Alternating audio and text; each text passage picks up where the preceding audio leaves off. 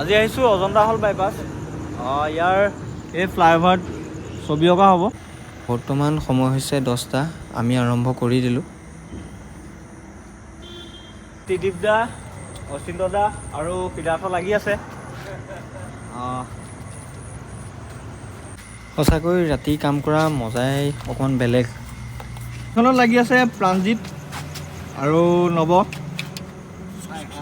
মাজতে আমি মোবাইলত এনেকৈ ড্ৰয়িংবোৰ চাই লওঁ যাতে শুদ্ধ হৈছে নে ভুল হৈছে। ছবি এখন দেখোঁতে যিমান সহজ যেন লাগে, কিন্তু কৰাজনহে গম পায় কিমান কষ্ট সোমাই থাকে তাত। এই পেইণ্টিংখন কৰি থাকোঁতে আমি কেইটামান সমস্যাত ভুগিছোঁ, কাৰণ ইয়াৰ ছাৰ্ফেচটো প্লেইন নহয়। অকণমান কৰি আকৌ তললৈ নামি আহিব লাগে, কাৰণ ওচৰত কেনেকুৱা ৰং পৰিছে আমি ধৰিব পৰা নাই।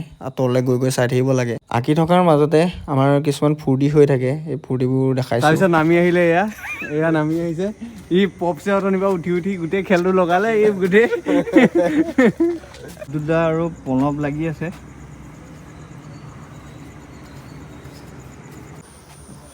এতিয়া ৰাতি কেইটা বাজিছে পপ?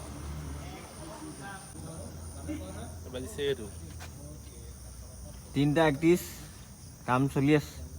আমি বৰ্তমান আঁকি আছোঁ সূত্ৰধাৰ। আমাৰ অসমীয়া সংস্কৃতিৰ অবিচ্ছেদ্য অংগ ভাওনাৰ ওপৰত কৰিছোঁ। এয়া আমাৰ অসমৰ বিহু। আৰু প্ৰাণজিৎ গ'লগৈ, বোলে টোপনি ধৰিছে তেহেঁতৰ, মানে গ'লগৈ আৰু এতিয়া। এয়া হৈছে সত্ৰীয়া নৃত্য।